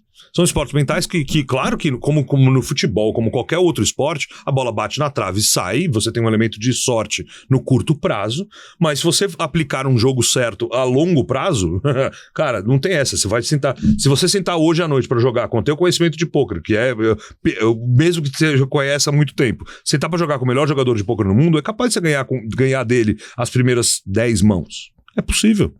É possível que você ganhe dele. Só que joga um ano com ele. O que vai acontecer? O cara vai levar a tua casa, velho. Entendeu? Ele vai levar a tua casa por quê? Porque ele sabe qual é o jogo matematicamente certo a longo prazo. Sim. Então o jogo, o jogo de pôquer é um jogo muito semelhante. Ele é matemático. Ele é um jogo matemático. Ele é um jogo, na verdade, de intersecção entre três grandes coisas. Teoria dos jogos, psicologia comportamental e estatística. Ele acontece nessa intersecção. Ele é um jogo muito interessante exatamente por causa disso. Ele é um microcosmo da vida, cara. Ele tem muitas frentes interessantes de você olhar. Pelo ponto de vista comportamental, gestão de risco, gestão de capital, análise de cenários competitivos diferentes, teoria dos jogos básicos. Dá pra voltar lá no John Nash, cara, com equilíbrio econômico. Inclusive é usado para entender a matemática do jogo, né? Então, tem todo um campo muito interessante do jogo que passou. Primeiro que aí é o campo que me chamou a atenção, mas também tem uma questão de regulação, o mercado do poker, como que ele sim, né? é uma indústria. É uma indústria. Toda a indústria regulada. De 2011 para cá, ele foi enquadrado efetivamente como esporte mental. Então ele sai do universo dos jogos de cassino que são entendidos como jogos de azar, como blackjack ou roleta. O ponto é que o poker sempre esteve dentro do cassino. Então confunde as pessoas, né? E fala, cara, por qual que é a diferença do blackjack pra roleta e o poker? Porque vocês estão todos sediados no mesmo lugar. Eu lembro que uma vez eu fui jogar no clube de carteado. Aí tem os advogados são fantásticos, né? Sim, eles criam o clube de carteado, né? Agremiações. É que hoje já não é mais necessário fazer nenhum desses subterfúgios jurídicos, exatamente porque tem uma cacetada de precedente já para isso estabelecido, né? Você tem campeonatos milionários no Brasil e no mundo inteiro, né, que estão organizados em espaços mais do que legítimos e mais do que colocados em evidência. Presencial e online? Presencial e online. O mundo do poker ele é dividido em dois grandes universos, do presencial e do no online, quem despontou tudo foi a PokerStars? PokerStars começa... Na verdade, pensando pelo ponto de vista histórico, sim, PokerStars, né? Tinham outras marcas importantes, Full Tilt Poker e outras que foram crescendo. Hoje em dia, a GG Poker, para o professor de marketing estratégico vai entender bem, quem era desafiante assumiu posição de liderança por poder econômico, né? Chegou a efetivamente assumir... Botaram dinheiro, foram comprando seguidores. Outras marcas, comprando seguidores, consolidando o mercado até chegar ao ponto de superar, pelo ponto de vista, tanto pela competência técnica no software quanto pelo volume, e conseguiram agora comprar uma marca do campeonato mundial, o World Series of Poker, foi comprado pela GG para poder fazer internacionalização, levar prioritariamente para a Ásia. Sim. Então fazer todo esse trabalho. Então tem todo um universo, né, relacionado a isso. Aí o que me chamou a atenção e como que o poker sempre foi pra mim? Ele sempre foi um jogo que fazia parte do meu dia a dia. Inclusive pros meus amigos, pra minha mulher, pras pessoas com quem eu fui explicando qual era o lugar que o poker tinha um caráter didático de chegar e dizer, olha, eu tenho aqui uma conta bancária separada pro jogo, como se fosse, se eu gostasse de motocross, eu não ia ter que comprar uma moto, eu não ia ter que comprar um capacete novo, não ia ter que... É a mesma coisa, tem um hobby que eu separo uma grana pra jogar pra isso. E eu jogo com esse dinheiro. E esse hobby pode ser lucrativo, ele pode ser... Né? Sim, normal. Beleza, como qualquer coisa. E aí até nem as o pessoas... hobby é lucrativo, pra falar a verdade. Alguns podem ser. Alguns podem ser, né? Eu sei, mas e aí... O hobby, em essência, não é algo lucrativo. Exato. Porque ser ou não ser lucrativo não é um... Não é um quinhão que você leva em conta quando se tratando de hobby, né? Não, claro que não. Mas ao mesmo tempo, né, cara, era uma coisa que sempre esteve muito próximo de mim. E aí, por ter essa veia que é mista entre o universo acadêmico e o universo, né, corporativo, empreendedor de algum jeito, né, ou outro, eu sempre tive vontade de ter alguma coisa que pudesse unir esses universos que me interessam tanto, né? E... A gente estava falando disso, do Zona Bis, lembra? A gente falou do Nubank, né, que a gente falou. Não, com o Xuxa. Com o Xuxa, né, que é o cara ama esportes, né, e quer trabalhar com uma coisa que gosta, claro. Eu acho que é muito comum que a gente tente se aproximar cada vez mais esses universos, né? E aí, o que foi acontecendo? Em 2021 ou 2022, agora eu não vou lembrar exatamente, um dos meus maiores amigos, que também tem proximidade com o universo do poker, mas ele é de uma formação diferente, ele é advogado. Ele estava conversando comigo sobre algumas ideias que ele estava tendo para dentro do mercado do poker. E eu fui conversando com ele, pensando em algumas coisas dessas e tal, e me deu um estalo de uma memória de um vídeo que eu tinha visto em 2018 sobre uma empresa nos Estados Unidos que tinha criado um ambiente em que você pudesse comprar cotas de investimento de jogadores de poker. Né? E aí muito doido isso. E eu olhei e falei, cara, como assim? Pô, que bagulho interessante, cara. Por que isso não existe no Brasil? Quais são as barreiras que tem? O que é que envolve e tal, e a gente foi começar a entender o que poderia ser para a gente poder construir uma coisa dessa no Brasil, né? E aí qual foi a primeira preocupação que a gente teve? Questões tributárias. Imediato. Ele vai falar assim, cara, isso aqui vai envolver bitributação? É possível fazer uma coisa dessa? Eu falo, você tem que trazer... Nessa vida você tem que ter um bom advogado, um bom contador e um bom marqueteiro, Sem certo? dúvida, cara, sem dúvida. O cara Então, da assim, eu chamo de engenharia contábil. Exato. O cara dá um jeito. Eu olhei e falei assim, não adianta nada eu pensar qual seria o produto, pensar qual seria a melhor estratégia de marketing, se essa coisa não se sustenta pelo ponto de vista tributário. Peraí, vamos começar por aí. Tá, vamos começar pelo ponto de vista do fluxo financeiro. Isso aqui é uma coisa possível? Eu vou ser bitributado se eu construir uma empresa como essa? Eu vou ser enquadrado em qual tipo de atividade? Intermediação financeira, crowdfunding. Então eu precisei entender pelo ponto de vista legal o que é que envolvia aquilo. Uma vez respondida todas essas Depois você perguntas, começa a pensar no logotipo. Exato. Eu nem tinha pensado no nome, o que ia ser. Eu fui atrás dos advogados para responder perguntas elementares. E muitos advogados dos quais eu conversei no primeiro momento não conseguiam nem responder. É claro. O cara falou assim, cara, nem A legislação vem a reboque. Exato, eu nem entendi como é que é esse negócio direito. Eu precisava desenhar o fluxo financeiro pro cara olhar e falar, tá, beleza, eu entendi como é que funciona, o que é. Né? Mas então, para poder resumir e fazer o corte, assim, do tipo, o que é que envolve isso? Jogadores de pôquer, assim como qualquer outro trabalho, eu acho que talvez o ponto legal seja cruzar assim. Um time de pôquer, uma organização que junta jogadores, eles se assemelham, pelo ponto de vista operacional no dia a dia, muito próximo a uma empresa de day trading ou até um hedge fund. Né? De uma coisa de olhar e falar assim, bom, cara, o que a gente tem? A gente sabe que, aplicando metodologia correta, no longo prazo, a gente vai chegar num resultado. Então esse aqui é por uma questão matemática do jogo.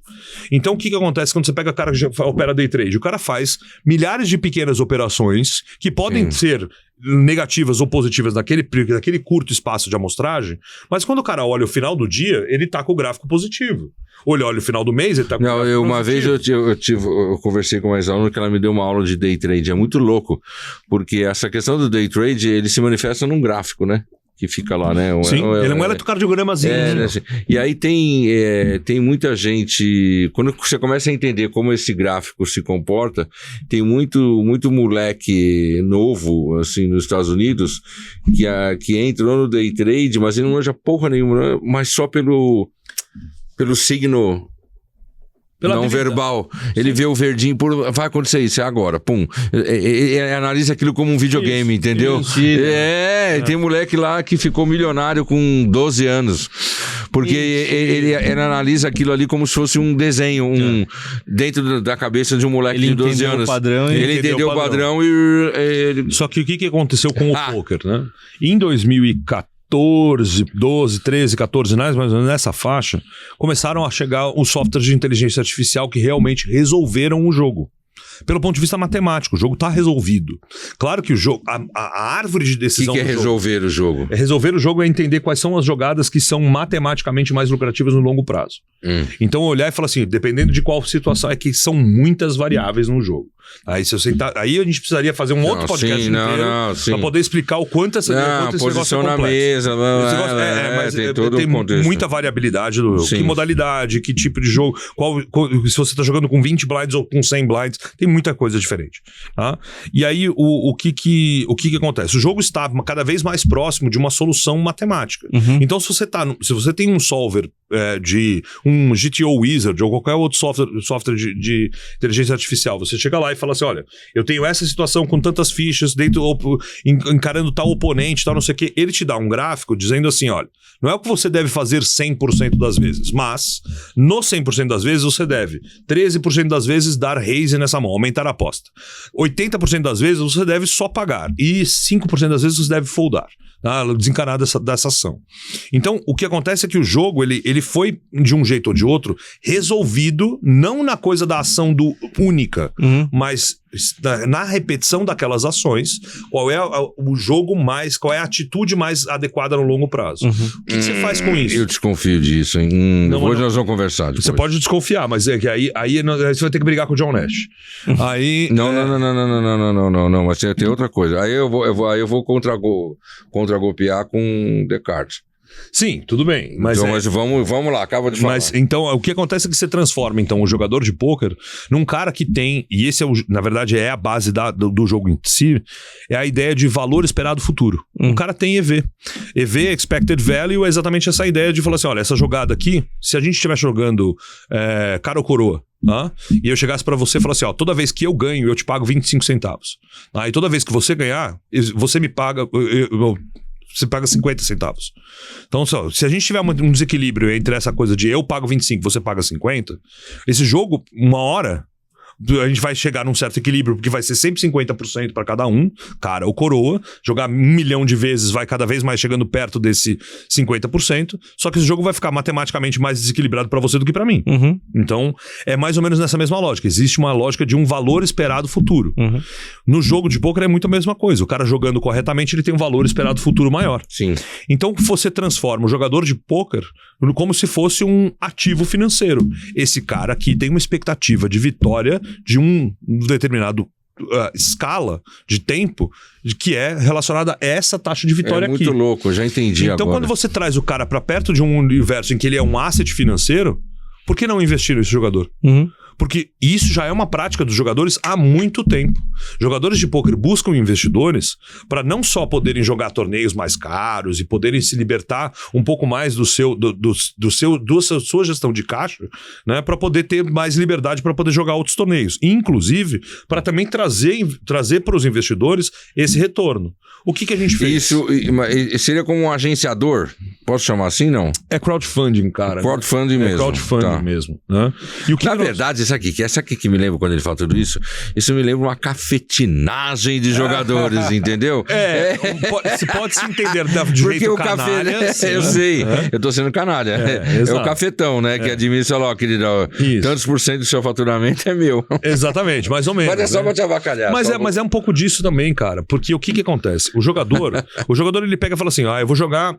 Nunca é um torneio só, né? Então o cara pega e fala assim, olha, eu vou jogar o BSOP, que é o Campeonato Brasileiro, e eu vou jogar, sei lá, 25 torneios. E a soma desses 25 torneios vai dar 50 mil reais de taxa de inscrição. Somou lá 50 mil reais de taxa de inscrição. O que ele faz? Ele pega desses 50 mil e ele transforma, ele cotiza esses 50 mil. Ele transforma esses 50 mil em 25 cotas, em 30 cotas, seja quantas forem. E ele começa a vender essas cotas. E ele aplica um markup em cima desse valor. Ele fala assim, bom, o meu valor histórico de jogo eu sou campeão brasileiro, eu tenho 20 anos de história, isso, aquilo, então meu markup é de 10%. Aí você chega lá para comprar, você compra uma cota mais 10% que você paga pro jogador. Tá? Então o jogador começa a ter um salário, independente de se ele performar bem no torneio ou não. E eles já fazem isso para vários investidores. Isso é uma coisa muito comum. Só que é comum e continua informal. O que nós fizemos? Nós formalizamos esse processo inteiro para transformar um processo que já é usual em um processo seguro, transparente e organizado por uma plataforma que facilita a vida do jogador, que ele não precisa ficar fazendo contabilidade de planilha para lá e para cá, mandando pix para lá e para cá para os seus investidores, e ele também consegue captar investidores numa gama de disposição muito maior do que ele tinha. Então antes tudo ele vendia... por meio de um aplicativo? Tudo vendido por um aplicativo. Caraca. Tá? Dentro de um ambiente digital em que você tem a segurança da transação financeira. E aí, cara, precisaria entrar nos detalhes para mostrar exatamente como é que a coisa funciona na prática. Mas, prioritariamente, o que a gente fez? A gente criou uma mecânica em que, por meio das parcerias com os realizadores dos eventos, a gente consegue garantir para o jogador que ele, quando ele vai jogar o torneio, vamos imaginar que ele vai chegar lá, o exemplo que eu dei, 50 mil reais, ele quer vender 60% da reta. Ele quer vender, então beleza. Então ele quer vender lá seus 30 mil da reta que ele vai jogar. Aí, vamos imaginar que ele tenha vendido os 30 mil. Ele falou assim, bom, como é que eu vou chegar lá para jogar o torneio? Se o nosso investidor põe na plataforma o dinheiro e a nossa plataforma libera para o jogador, tá aqui o dinheiro, vai lá jogar, gera uma sensação de insegurança para o investidor muito grande. Porque, você deu a liquidez na mão do cara, e se o cara não for jogar o torneio? E se o cara for embora, o que o cara vai acontecer? Então não, o que acontece? A gente fala com a organização do torneio por uma linha de crédito estabelecida com eles e fala assim, você tem 30 mil de crédito que já tá lá no caixa. O cara não pega o dinheiro, ele tem dinheiro liberado para jogar. É que nem a torcida do Corinthians está fazendo com o estádio agora. Isso, mais ou menos a mesma lógica. Tá lá no caixa. Pagamos para caixa. Pagamos para caixa. Você chega lá e entra. Quando o cara sai do torneio, mesma coisa. O cara premiou 1 milhão. Beleza, cara. Ó, você vendeu 30%, 40%, 50% na Goal Staking. Cara, esse valor tá retido no caixa. Então esse valor vai direto do caixa da organização para o meu caixa para eu distribuir para os investidores. Nossa, e você tem que fazer a parceria com as... Eu tenho que fazer a parceria com os realizadores de torneio, porque o fluxo financeiro, na verdade, acontece ali. Tá, e também tem uma questão contábil aí. Tem uma questão contábil de segurança, que agora garante a segurança tanto do investidor quanto do jogador. Então eu criei um ambiente em que eu peguei uma prática que era comportamental das pessoas, que gerava um certo senso de falta de transparência, intranquilidade, abrir espaço para inadimplência. E o que eu fiz foi tentar colocar isso tudo dentro de um ambiente digital, que pudesse garantir todo esse fluxo de uma forma financeira. Virou um banco. Virou de certa forma um banco. Como é que chama o aplicativo? Go Staking. Já pegou o nome tudo. Os caras... Ele me dei tanta dica pra ele, na hora de dar o nome, ele coloca o nome desse. Você queria que eu chamasse do quê? Como é que chama? Go Staking. Stake, você me ensinou por isso, né? Não. Um segurador de bife, um stakeholder. O stake. Go Staking. O stake é exatamente essa ideia, de você comprar um pedaço do stakeholder, tá. Isso, exatamente. Só staking. Que é staking assim? S-T-A, isso. K-I-N-G. É Go, G-O-L ou Go? Não, Go com de vai, né? Tá, Go Staking. O pessoal da pós-produção parece que vai ter mais facilidade de fazer isso, né? Acho que eles vão conseguir colocar com um arroba, né? E falar só, gente, é isso aqui, ó. Go Staking. Go Staking, exatamente. Entendi. Então, e tá indo bem, cara? Tá indo super bem, cara. O que a gente fez? Qual que foi a trajetória, né? Esse meu amigo... Tem uns negócios tão malucos nessa vida, né? Toledo. Como é que o cara foi pensar um troço desse? Fui pensar um troço desse, cara, porque... Meu Deus do céu. Porque são 20 anos juntando competências estranhas. Não, eu sei, cara. Mas pensar, é marketing. Não, eu sei. É inovação, mas a gente já conversou tanto disso, eu acho a ideia fantástica. E eu sempre te cutucando com as perguntas. Porque é pra cutucar. E é legal, quanto mais a gente tiver essas perguntas... Antes de dar as melhores respostas, saiba fazer as melhores perguntas, sem dúvida nenhuma. E eu fui percebendo, e o amadurecimento do projeto é exatamente esse, né? Cada vez mais que eu vou respondendo essas perguntas, principalmente para quem não conhece do universo, vai consolidando e garantindo que eu tenha mais segurança até de fazer essas respostas. Tem similar nos Estados Unidos? Tem. Na verdade, a gente fez um trabalho de análise de um benchmark. A estratégia de marketing mais antiga do mundo, meu querido Toledo. O benchmark. Copiar, imitar e adaptar. Exatamente, né? Só que adaptar para um contexto nacional que é muito diferente. Tributário totalmente diferente. Não, e não só tributário, comportamental também, cara. Porque também, nos Estados Unidos o poker online... lá tá enraizado muito mais do que aqui. Tem um outro detalhe, cara. O poker online nos Estados Unidos é proibido, meu. Você tá brincando? Desde 2011. Lá, o poker online é proibido? É proibido nos Estados Unidos. São 4 estados nos Estados Unidos que permitiram agora. E tô falando de coisa de 2 anos pra cá, começaram a voltar a ter. Porque de 2011 pra cá, exatamente no inverso do Brasil, em 2011 você teve regulação no Brasil. E em 2011, nos Estados Unidos, os caras tiveram o que eles chamaram de Black Friday. A Black Friday foi uma sexta-feira, literalmente uma sexta-feira 13, acho que junho de 2011, que... Todos os sites de poker nos Estados Unidos, quando abria de manhã, tinha um selo do FBI dizendo, tá fechado, cara, esquece. E inclusive teve um monte de gente que perdeu bastante dinheiro porque os fundos estavam lá dentro. No país da liberdade não pode ter poker. Não pode ter poker online, cara. Caramba. E aí aí agora isso aqui é factual, agora entra a minha opinião. A minha opinião é que isso foi lobby dos cassinos. Não tenha dúvida. Isso é uma opinião, não tenho nada para poder justificar isso aqui. Mas isso é uma coisa de olhar e falar assim, cara, lógica. Quer torrar dinheiro na internet? Não. Eu quero que você torre dinheiro no físico aqui, no cassino. Eu quero o reiki do cassino, entendeu? Então, é mais ou menos nesse universo. Lá eles fizeram por uma questão, foi uma questão legal, a Suprema Corte decidiu que não era saudável o ambiente online para o poker. Eu discordo veementemente, né?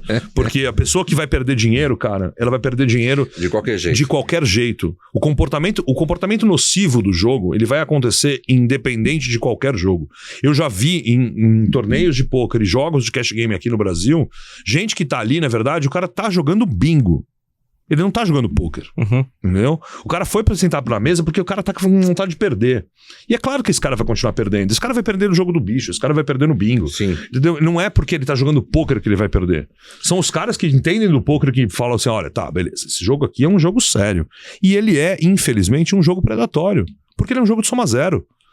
Pra alguém ganhar, alguém tem que perder, cara. Quem vai ganhar sempre é o realizador da casa. Porque a casa tira 5% do que tá acontecendo na mesa. Entendeu? Então, assim, a casa é o que vai ganhar sempre. O jogador, claro que os jogadores vão entrar num equilíbrio econômico. Alguns vão ganhar, outros vão perder. Né? Mas é um jogo que você não joga contra a casa. E essa é a diferença fundamental. Você vai jogar com blackjack, você vai jogar roleta, você tá jogando contra a casa. Você tá jogando contra a casa. A casa vai jogar matematicamente favorecendo ela. Outro dia eu vi, tem uma série no... Puta, a gente podia ficar falando disso. Mas então, eu voltar pra não esquecer do como é que tá a coisa da Ghost Taking hoje, mas... Não, só ia falar pra você que dos caras... É uma série, chama Ideias Sinistras. E os caras contam a história dos caras que... começaram a estudar a roleta, engenheiros começaram a estudar a roleta e aquele modelo de roleta, eles fizeram um lance estatístico de quanto ela daria, né? E os caras começaram a ganhar dinheiro, aí descobriram, os caras prenderam os caras, não puderam fazer nada. Claro. A gente estudou a roleta. Só com o lance do laser, de saber, né? Os caras ganharam dinheiro com a roleta só de estudar o mecanismo da roleta, o lance do desgaste, engenheiro alemão, né? Gente, só podia... E a roleta já tá organizada pra casa ganhar, né? Porque ela tem o 0 e o duplo 0. O fato dela ter o 0 e o duplo 0, cara, você vai sempre falar assim, eu aposto sempre no vermelho. Beleza, cara, você pode apostar no vermelho, mas você não tá recebendo 50% de volta. Você tá recebendo 48,5%. Se você aposta 50%, mas você tá recebendo 48,5% de volta. Esse 1,5% ali, cara, vai pra casa independente do que aconteça, velho. Entendeu? É isso que é a maravilha do cassino. O cassino, ele é vender sonho, né? Sim. Só num jeito diferente. O poker, infelizmente, acontece dentro dos cassinos, por isso que rola essa confusão, né? Estereotipada. Mas é um jogo que, sim, claro que a casa vai levar. Óbvio que vai levar. Mas ela leva tão pouco em comparativo à roleta, ao caça-níquel, que o poker fica num cantinho lá e deixa lá rodando, né? Tá, a gente tá indo pro final. O que seria falar mais do Ghost Taking? Não, eu queria... Na verdade, é só pra contar um pouco do que rolou nos últimos meses, né? A gente fez a abertura da empresa, isso foi... quando a gente registrou e tal, já tem 2 anos, mas a gente fez o lançamento mesmo faz 2 meses, né? E aí a gente conseguiu usar o BSOP, a edição do final do ano, que é o Brazilian Series of Poker, como o nosso primeiro teste mesmo de lançamento da plataforma. E, cara, a gente teve resultados muito legais, assim, foi uma coisa muito surpreendente. Gastando muito pouco em mídia, assim, se a gente chegasse aqui pra te contar quanto que foi meu custo de aquisição, quanto que foi, né, o meu ROAS ali, tá no super alto pelo ponto de vista de que eu tive em 25 dias de operação, perto de 300 usuários cadastrados na plataforma. O que para esse mercado já é muita coisa. Sim, né? Desses 300, eu tenho 27 que são jogadores. Né? E eu consegui firmar jogadores junto com a equipe que a gente construiu, né, de embaixadores de marca.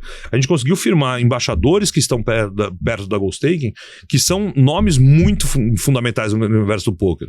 Hoje, o nosso principal embaixador, Rodrigo Garrido, ele foi o brasileiro que teve o melhor resultado no Campeonato Mundial do ano passado. Né? O cara ficou em 12 mil jogadores que jogaram o evento principal em Las Vegas, que você paga $10 mil para jogar o torneio, 12 mil caras jogaram o torneio, ele ficou em 32º lugar. Levou $350 mil para casa. Né? E ele estava sendo exatamente investido, metade desse dinheiro, pelo investidor que comprou parte da nossa empresa para poder botar o bagulho em pé. Então, assim, prova cada vez mais o quanto que o negócio é exatamente isso, cara. É lucrativo, tá ligado? É interessante você colocar dinheiro num jogador de poker, porque claro que você pode perder no curto prazo, mas no longo, viu? O cara é lucrativo, entendeu? Entendi. É essa a ideia. Pra gente fechar aqui, eu sempre faço umas perguntas padrão aqui pra gente fechar. E eu de frente com a Marília Gabriela agora. Por que todo mundo fala isso, cara? Hein? Todo mundo fala isso. Será, né? Por que será?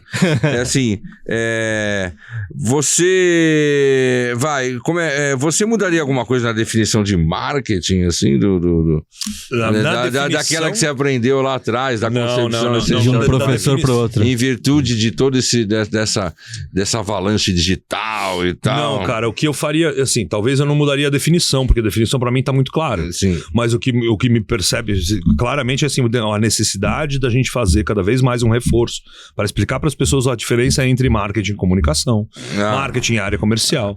Né? Já que eu fui visitar uma agência outro dia e ela falou assim, pode ser que você venha aqui explicar a diferença entre marketing e comunicação para essa galera. Era uma galera de uma agência. Sim. Eu falo, gente, mas espera aí, né? Só pelo fato de que a gente esquece, né, que marketing é uma palavra em inglês que tem ING. É exatamente uma ação contínua, cara. Ação contínua de estar no ambiente de mercado, né? Então, é outra coisa, né? Então, eu acho que tem não mudaria o conceito, mas eu tentaria explicar cada vez mais. Entendi. A nossa. Sabe que aconteceu uma coisa estranha? Essas perguntas são sempre perguntas surpresas. Ah, que legal. Mas a nossa a próxima convidada já chegou. Ela não deveria estar ouvindo isso, né? Então eu vou pedir para o Amaury Mauro levar ela para a sala que está aqui do lado. Exatamente, para botar um fone de cancelamento. Você não pode ouvir. Botar um fone de cancelamento. O túnel do silêncio, né? A minha vontade é essa, mas ela não vai aceitar. Quero saber o seguinte: qual é a principal tendência que você vê hoje em termos de comunicação? Se você for saber, nós estamos no final de 2024, indo para 2025, uma tendência do mundo da comunicação. Uma digital ou não digital? No digital ou não digital? Tanto faz. Eu acho que talvez a ideia de aproximação cada vez mais de senso identitário. Eu acho que a identidade das pessoas está cada vez mais próxima com uma coisa de associação com seus valores de consumo. Então, isso é reflexo do universo digital, né? Que vai reforçando essa ideia de bolhas, né? Reforçando a ideia de que você compra e participa de um universo do qual você se identifica, se espelha. Então, eu acho que o consumo... Por meio do consumo. O consumo identitário é uma tendência muito... Não é só uma tendência, porque é uma realidade, né? É um fato. Mas é uma coisa que deve se intensificar cada vez mais. Tá. 3, assim, independente do cara que serve para um empreendedor ou para o cara que está estudando, eu quero saber de você, assim, em poucas palavras, um recado para quem está começando. Um recado para quem está começando? Cara, você já começou um dia. Eu já comecei um dia. O que eu digo para os meus alunos e continuo dizendo até hoje: não espere que os resultados venham de imediato. Baixa a cabeça e vai estudar. E tenha um pouco de calma e paciência, né, pelo ponto de vista de que é necessário ir comendo grama todo dia. Né? Eu acho que essa coisa num senso de imediatismo é talvez a coisa mais perigosa, porque ele consome, né, ele arranca da pessoa a capacidade dela ir aprendendo conforme o tempo vai passando, né? Hoje eu olho para trás e vejo muita coisa do tipo, talvez eu nem estivesse pensando sobre o que eu queria fazer, sobre o que eu iria fazer. Uma noia, né? E talvez eu só fui acumulando coisas. E aí, enquanto você está acumulando ideias, acumulando competências, somando histórias, trabalhando com coisas diferentes, você não está às vezes conseguindo enxergar exatamente, olha, onde é que eu quero chegar lá longe. Sim. Então esse senso de uma ansiedade pelo planejamento talvez seja a coisa mais nociva. Curta o dia a dia, vai fazendo as coisas, vai e sempre com a humildade de perceber que tem gente que sabe mais do que você. Você não é o centro do universo. Eu falo isso. O seu umbigo não é o centro gravitacional. Eu sempre falo assim, eu tenho uma ideia de um negócio super legal. Eu sempre falo assim, tem gente que pressuposto que alguém já teve essa ideia. Alguém mais inteligente, mais estudioso. Você já teve essa ideia? Sim. Porque aí você vai se obrigar desde o início a fazer diferente. Estudar. Eu acho que o ponto principal, na verdade, é ir numa certa contramão e não sendo de um jeito agressivo ou condescendente, mas ir numa certa contramão de uma coisa que a gente vai percebendo cada vez mais no universo digital, de reforçar, você pode tudo, você é o centro do mundo, é só você querer. Não é bem por aí, cara. Tem muito esforço envolvido, tem, óbvio, aí a gente, né, quando eu falei é só você querer, me veio toda a questão de discutir privilégios, lugares e tal. Claro, aquela história, né? O cara saiu do zero, eu falo, qual zero? Que zero, né? Tem vários zeros. Olha bem pra minha cara, que zero, né, cara? Que zero, da faculdade conhecida da Vila Mariana, né? E de outras trajetórias que vieram antecedentes a isso, né? Então, assim, eu acho que tem uma coisa de baixa a cabeça, faz o esforço todo dia e não precisa pensar onde é que eu vou chegar. Vai fazendo. Eu sempre falo lá na introdução do curso do Bom e Velho Marketing, eu falo assim, cuidado com o sonho de um dia querer ficar rico. Eu falo assim, você pode morrer antes disso, e aí tua vida passou a ser sentido. É claro que quando não tem sentido nenhum, eu falo isso. É claro, né? Pô, se você e aí eu falo assim, mas aí eu falo assim, do Bom e Velho Marketing você vai sair mais inteligente do que você já é, eu tenho certeza, porque ficar mais inteligente, você fica de um dia pro outro. De um dia pro outro. E ninguém te rouba, né, cara? Ninguém te leva a isso, cara. Né? Então, é assim, claro que quando a gente fala de sobrevivência é uma coisa. Sim, né? Mas claro. A ideia de sonhar em ficar rico é um negócio vazio, cara. Um negócio vazio, que leva cuidado. muito pouco. Ele é muito pouco, na verdade. Agora o ping-pong, estilo Maria Gabriela. Vai, Vamos tá. lá. Uma marca que você admira fora sua, né? Do Gold State. Uma marca né? que eu admiro fora minha? É qualquer marca, de qualquer produto, serviço. Cara, eu gosto pra cacete de Zippo. Zippo eu acho uma marca muito legal. Fantástico. A primeira vez que aparece aqui. Zippo eu acho uma marca clássica, muito legal. O seu principal concorrente, o que vem à sua cabeça? Meu principal concorrente? Falta de tempo. O tempo. O tempo, cara. O Deus Cronos, ele é foda. Mais uma coisa que ninguém sabe sobre você que você não falou durante a entrevista. E eu sou um cinéfilo, sou um maluco por cinema. É mesmo? Sou completamente maluco por cinema. Porra, e a tatuagem é da música, achei que ele ia pro outro lugar. Também, o jazz faz parte desse universo também. Em uma palavra, assim, também, uma decepção na vida. Uma decepção na vida? Cara, nossa, interessante de pensar. Porque vai muito na contramão do que eu penso em relação a coisa, inclusive do jazz, né? A vida é como o jazz nesse aspecto. Não tem planejamento, cara. Vai tocando, é meio no improviso. Não existem notas erradas, usando a frase do Miles Davis. Então eu não sei se eu penso numa decepção. Eu penso em algumas tristezas, talvez. Seja lá o que for. Acho que tiveram pessoas dos quais eu confiei demais na vida e aí a gente quebra a cara. Porque faz parte faz parte da experiência humana. Eu acho que não tem decepção, você não fez a sua pergunta tradicional pra ele. Pô, você passou na prova do Poli, não? Não, eu fui reprovado. Eu fui reprovado no Poli. Mentira. Sim, eu fui reprovado no primeiro semestre que eu tive aula com ele e passei no segundo. Aí, especialista. Especialista. E, na verdade, eu aprecio o fato de que eu não passei na primeira vez. Eu acho que foi melhor do que se eu tivesse passado. Porque me fez exatamente valorizar a coisa de olhar e falar, caralho, eu preciso realmente pensar isso, que não foi estudar, tão fácil. né? Estudar isso aqui. Marcou. Marcou. Professor Bola, em uma palavra. Reverência. É o quê? Referência. Muito obrigado. Resta saber do quê, mas eu não quero entrar nesse detalhe. Você falou uma palavra. Faltou a qualificação, tá bom, né? É o filho da puta. Ele falou uma palavra, eu não posso usar referência geográfica, não, né? Eu quero saber o seguinte, bem sinceramente, aproveitar que temos um fundo musical francês, eu quero saber o seguinte, qual é o seu sentimento nesse exato momento? Meu sentimento nesse exato momento? O que passa pelo seu coração agora? nesse exato momento? Agora!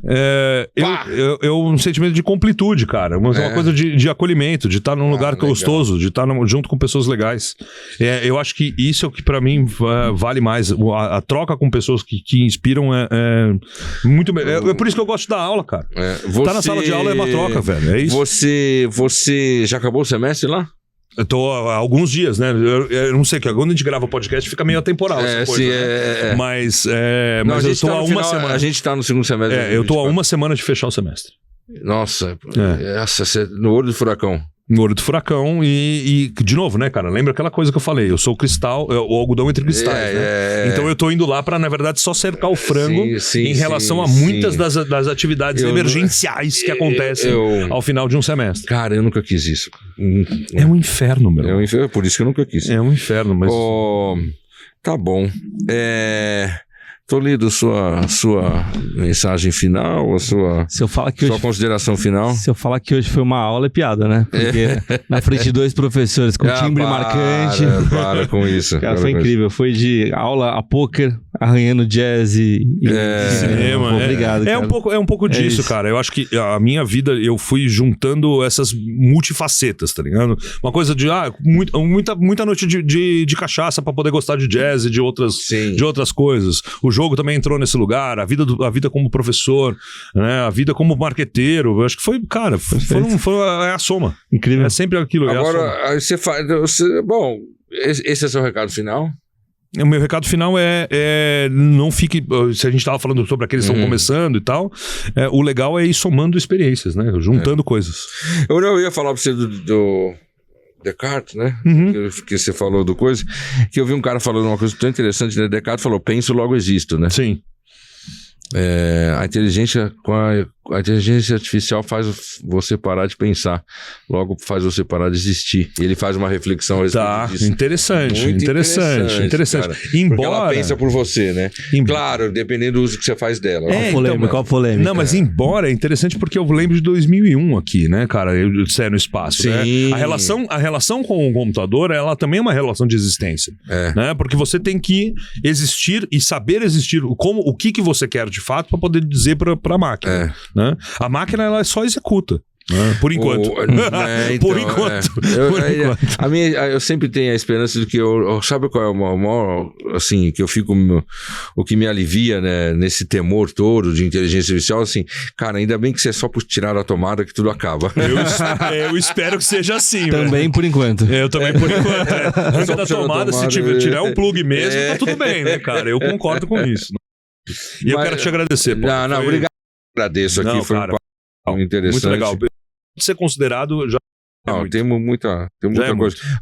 Pra lembrar uma coisa, você me deve uma macarronada na sua casa, prometeu, e a gente. Você encontrou literalmente com a dona da casa. Com a dona da casa então, na Vila Mariana e você, então, pelo amor de Deus, né? Essa foi a outra coisa interessante, né? Que acontece da vida, né? Eu tô andando pra deixar um amigo meu em casa e aí, logo um dia antes eu encontrar o Poli pra vir aqui gravar, então eu vejo ele na rua. Eu falei, Poli, e aí? Eu te vejo amanhã às 9. É isso. Eu podia ter vindo junto com você, nem fiz isso. A gente pensou nisso, né? É verdade, saímos do mesmo lugar. Mas tá bom, vamos fechar, que senão já tô vendo o olhar da nossa próxima convidada, assim, me mandando. Olhando, falando, gente, tiros. E a assim, pessoa né? da produção falando, pô, esse negócio já está esticado aí. É isso. Maravilha. Obrigado. Não, incrível. Toledo, mais uma vez obrigado, certo? Mais uma vez obrigado. Muito obrigado. Henrico, pelo amor de Deus, manda um beijo pro seu pai, manda um beijo pra sua mãe. Claro. A gente está encerrando mais um episódio, esse de número 77. Quero aqui fazer novamente uma referência ao patrocínio da Purple, do meu caro Toledo, né? Lembrando da pós-produção com Besouro, fazedor de ideias, e dos estúdios, né, cinematográficos de Amaury Mauro. Lembrando que o Policast é uma realização da Polinésia, tá bom? E para acabar sempre do jeito que eu acabo, beijo para elas, abraço para eles. Valeu. Boa. Dona Érica, Que história é essa, né?